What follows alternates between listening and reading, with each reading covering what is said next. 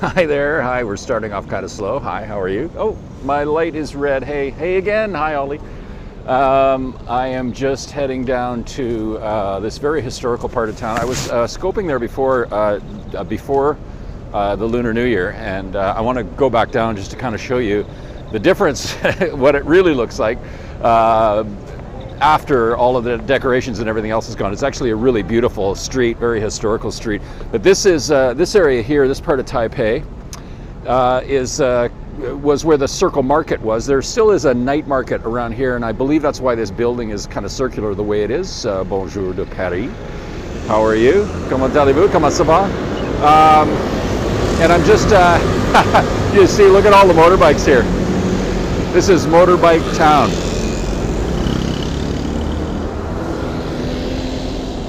Hey Danny, how are you, man? Very well, thank you so much. Merci beaucoup. This is this is Motorbike Town. People are always astounded as to the amount of motorbikes here. Hey Bobby, how are you? Wow, it's been a long time.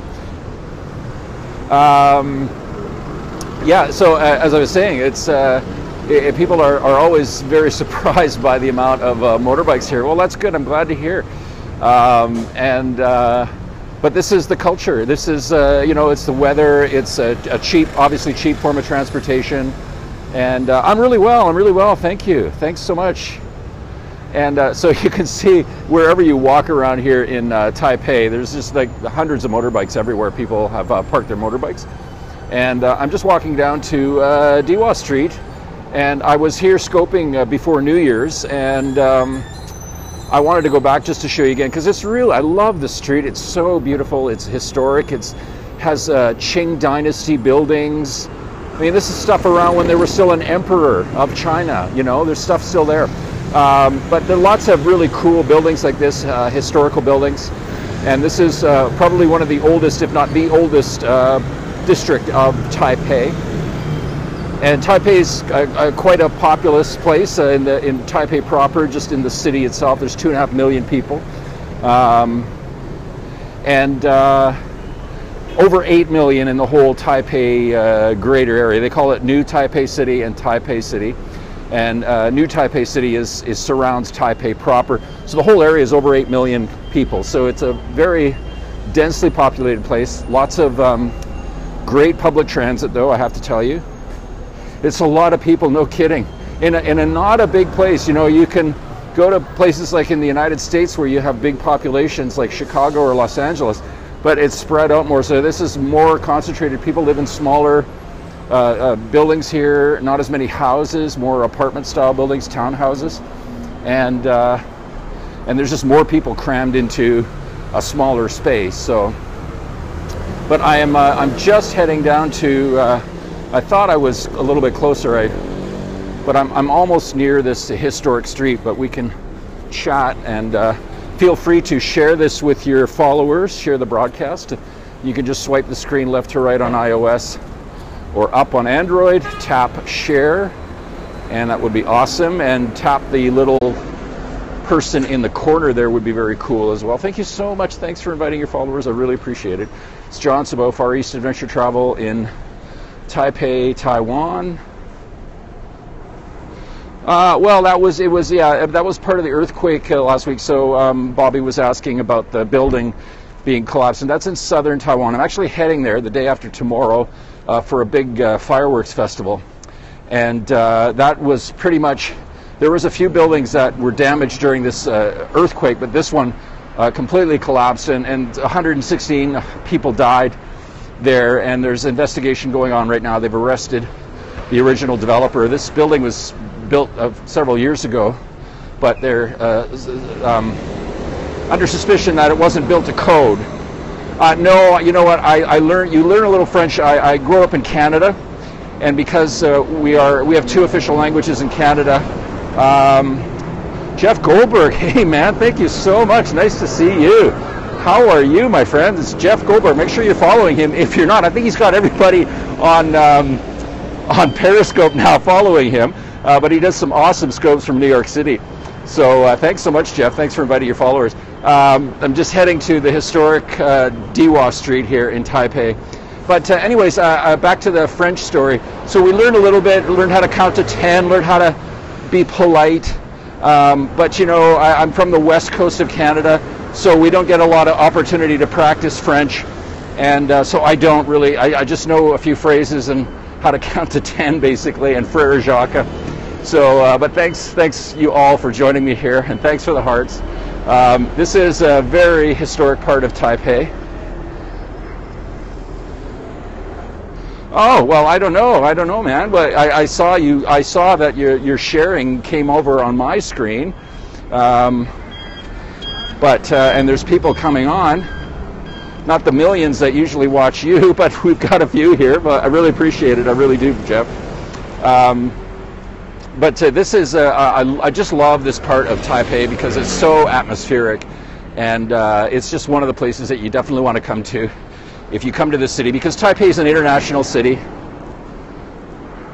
Oh, I see. Oh, okay, I don't know, but I'm grateful for whatever comes my way here, my friend. Thank you so much. Oh, I appreciate it, Jeff, and I love your stuff from New York. It inspires me to want to be there as well. And make sure you follow Jeff Goldberg. He's one of the top periscopers, and he does some fantastic scopes from New York. He's a New York native, I believe, and he knows the city inside and out and shows you all the great things there. One of the most exciting cities in the world. This is Taipei. This is Diwa Street, and I love the street because this is the state it should be in. But oh, you're welcome, my friend. This is the state that it should be in. But I was here a couple of weeks ago. Well, yeah, and you're good too, my friend. And this was all filled up. If you saw any of my scopes from a couple of weeks ago, there was food stalls here and all kinds of sellers selling stuff for New Year's, and it's all gone. It's all torn down. The New Year's Eve, it's done, and now this is the way the street looks normally. So it's very cool. Some of these buildings are 150 years old. And it is there's some tailors down here, fabric places that sell silk, and lots of these specialty stores that sell lots of traditional Chinese food, and supper, and lots of traditional medicine shops here as well, Chinese or Asian, I should say Chinese traditional medicine shops here as well, that you can go in and see the pharmacist if you have an illness or something, and they can help you with that with some of their natural ingredients. Hola, Mexico. Yeah, give me a shout out where you are. Love to say hi to you. The sun has set here in the east in Taipei, but we've still got some natural light. Thank you so much. Oh my God, Claire, how are you? My God, this is like a superstar scope here. I've got Jeff Goldberg. I've got Claire from Paris. Make sure you follow Claire. Oh, it's nice to see you, Claire. Thank you so much. Bobby's here. My God, this is like an all-star periscope roundabout here. All we need is Derek Cohen, and we'd fill out the whole place. That's great. Thank you so much. Inverness, Scotland, how are you? Hello, Holland, Chicago. Thank you so much for joining me. This is like the star-studded.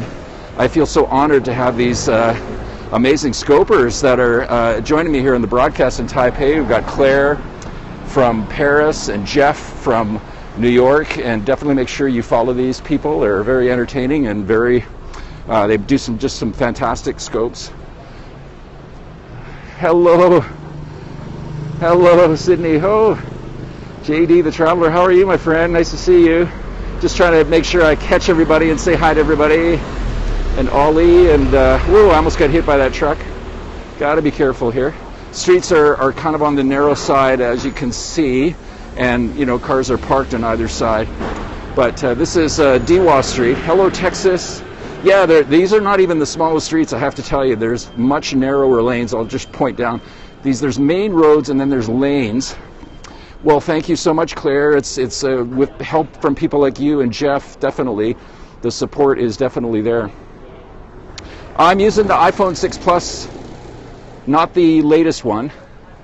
And I still haven't replaced my screen. My screen's cracked. I cracked it in Kathmandu, Jeff, and so it's very expensive to replace the screen here. And I just heard a story, just a shout out to anybody that's got an iPhone. There's a lot of after sellers that are replacing screens a lot cheaper than Apple will, but you have to be careful because they've been replacing the home buttons, and what's happening is it will make your phone absolutely useless, and the software inside Apple will just shut down and you can't use your phone anymore. But I'm not using my Steadicam right now. I'm just kind of going commando because with architecture, I find the Steadicam is great. It holds things still, but if I want to point up like this, it's better just to have it on handhold. Yeah, in Kathmandu, Nepal. Yeah, I dropped it on the street there, and I normally have it in a case that usually protects it, but I had it out of the case because I was flipping back and forth because when I was in the Himalaya. Okay, well, thank you so much, Ollie. I really appreciate it. Nice to speak with you again. Oh, the update stabilizes great anyways. Well, yeah, actually, you know what's funny, you guys should mention that because I have noticed that just on this last couple of broadcasts that I did, that they seemed a lot more stable than they used to. So yeah, I think the new software definitely has improved it. But anyways, for architecture, I just find the hand-holding it is just way better if you want to show people buildings and stuff like that. Okay, Claire, thank you so much. You take care. Talk to you soon. So these are some of the stores, and this might look like your regular Chinatown in New York or San Francisco or wherever else, but this is, I got to tell you, this is the real thing. Very cool, very cool. Nepal scopes. Oh, I think, is that what you meant, Nepal scopes? Yes, yes, thank you so much. Yeah, that was last year. I went there, and I was there twice last year. Oh, thank you so much. I think I'm lots of fun. But I want to show you, this is a really cool temple here. Now, there's temples all over Taiwan. There's 13,000 temples. There's temples all over the city. It's about 5:30 p.m. and here in Taipei. And thank you so much, Jeff.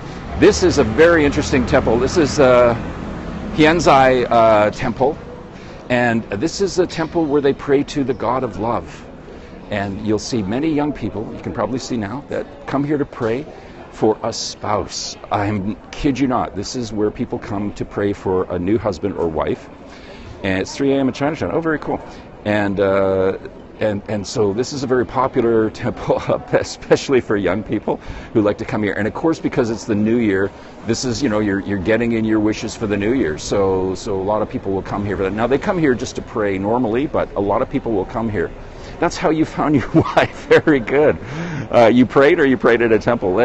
You know what? I think it's better than Tinder, Jeff. I think this is the solution. I think people are looking in the wrong places. I think they just need to get back to being more spiritual and let things happen, and not relying on software or algorithms to connect you up with somebody. I truly believe that, actually. I'm not just joking. But this is the famous temple here in Taipei, and you'll read about it, and people come here. Oh, you're welcome. And it's on Diwa Street, this very, very historic part of Taipei. And like I said, you know, there's some old Chinatowns in the United States and Canada and all over the world.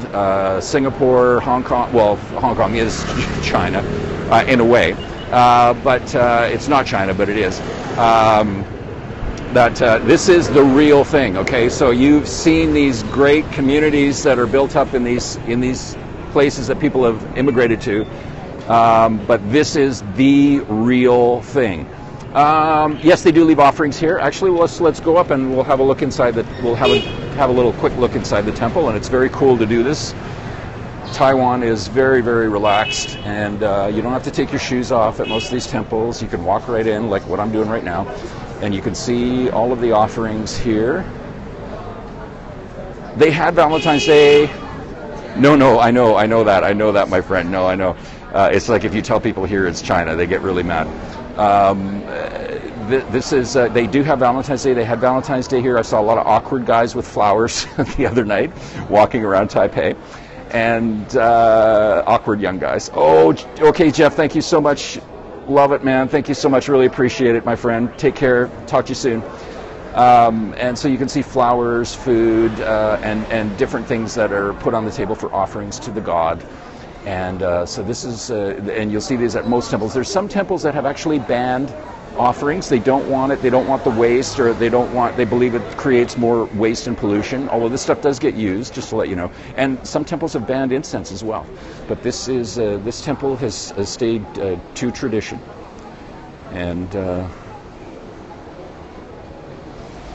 so quite often, sometimes at these temples, you'll see people staring away from the temple. Hello, Turkey. I'm really sorry to hear about what happened in Ankara. It's just a terrible tragedy there in Ankara. But thank you for joining us. So that they're praying. They could be praying to the jade god, and that's the most important god. And what do they charge for incense here? The incense, is that what you mean? Yes, it's a giant incense holder, and that's where they will pray, and then they'll put a stick in there. Okay, thank you so much. Thank you for joining me here, Danny. Thank you so much, my friend.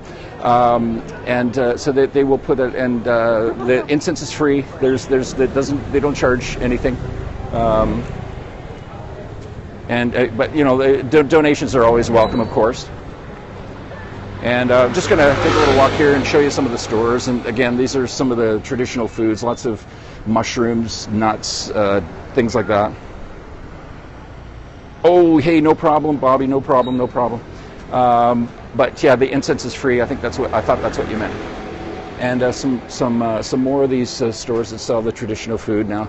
A couple of weeks ago, like I said, during this market, this place was there was like thousands of people here, but now it's returned to its normal state, like for 50 weeks out of the year. 2 weeks out of the year, it's insane market, and 50 weeks out of the year, it is like this, and it's just a lovely place to come. There's little cafes here, and little places you can get something to eat. And here's the God of Fortune. Of course, everybody wants to pray to the God of Fortune. Yes, I do. Yes. What did I do for Chinese New Year? I had dinner with my landlords. They invited me to dinner. They have for the last couple of years, family dinner. It was really nice. They always have a nice spread of food, and they just treat me like family. And I've never had a dinner here alone, to be honest with you. Even when, thank you so much. Even when I first got here, I had strangers invite me for dinner. And this is just the way Taiwanese people are. They're very welcoming. It's not a big deal to invite a stranger to dinner. Like in the West, we kind of want it more formal, and we want more advance notice and things like that. But for them, they just invite you, just like, hey, come on over. And nobody is like, oh, who is this person? They're just like, wow, this is great. We've got we've got a stranger here for dinner. We've got a new friend. And so that's what the hospitality is like here. And I've never been alone on New Year's Eve. Well, I've been off and on here for, it's coming up to 3 years, but I've been away for months at a time. But I first came here in 2013, in May of 2013. And then I've been coming back and forth ever since, and I'll be going away again. I'll be going to Thailand next month, but I'll come back after that. So I travel all over Asia and write and photograph Asia and broadcast about Asia. I have a couple of podcasts, just to let you know, and if you're watching the replay, it'd be really, really nice if you checked out my podcasts on iTunes. I have 2 of them. They're both called FarEastAdvTravl, and I speak a little bit of Chinese. I've never seen a synagogue here. There is a mosque here in Taipei. There's not a very big Muslim community here, and many of them are they're here as temporary workers from Indonesia or Malaysia. So there's not a big Muslim community, but there's a very small Christian community here, maybe less than 5%. So anyways, what I was saying is, if you could check out my podcast, it would be so awesome. It's called FarEastAdvTravl on iTunes. And yes, there are churches, yeah. If you could check that out, that'd be awesome. I have the podcast there's a new one, just an audio only one. I've been doing the video one for a couple of years. The audio one is just fresh, just been up for 3 weeks on iTunes, and I would love it if you checked it out, and would really, really love it if you gave me a review. It would be so nice if you gave me like a 5-star review. I'd be super, super grateful, because it really helps me out in ranking and performance and everything else. So just a little plug about my podcast. But yes, there are churches. The missionaries who came here long time ago converted some of the indigenous people to Christianity here. So the majority, I believe, of Christians in Taiwan are actually the Aboriginal people. and many of them are found on the east coast of the island. So on the east coast of the island, you'll find lots of churches there, more churches probably than anywhere else in Taiwan, and it's because that community was converted to Christianity a long time ago. So, but most of the rest of the island is a mix of Buddhism, Taoism, and folk religion. And many of those temples are multi-denominational, so you can go, if you're a Buddhist, you can go to a temple and you might bump into Taoists there and people who follow folk religion, and they mix them all together in many temples. And there are just strictly Buddhist temples and Taoist temples as well, but many of the temples here are multi-denominational. Closest country to Taiwan would be, well, mainland China. Oh, that's very cool. Thank you so much. Well, check out the audio. Oh, the audio one. Oh, great. Thank you so much. And there's a video one as well. But if you did a review, I'd be super, super grateful. Yeah, I mean, mainland China is the closest country. Philippines are fairly are in close proximity as well. But I think geographically, you know, China is about an hour-and-a-half flight. So I think that's about the shortest flight anywhere. And oh, thank you so much. Oh, that's awesome. I really appreciate it, my friend. Thank you so much. So this is a little bit more of this historic district here. Oh, my pleasure. And more of these shops that like sell a lot of this like bulk food and lots of traditional food as well, and traditional medicines as well. It's cheap here compared to the rest of East Asia. It's not cheap compared to Southeast Asia. I think Southeast Asia is cheaper. But Taiwan is cheaper than Korea and Hong Kong and Japan. So if you're comparing it like for living or just traveling, Taiwan would be the cheapest out of those major three East Asian countries to come and visit or even come and live. No,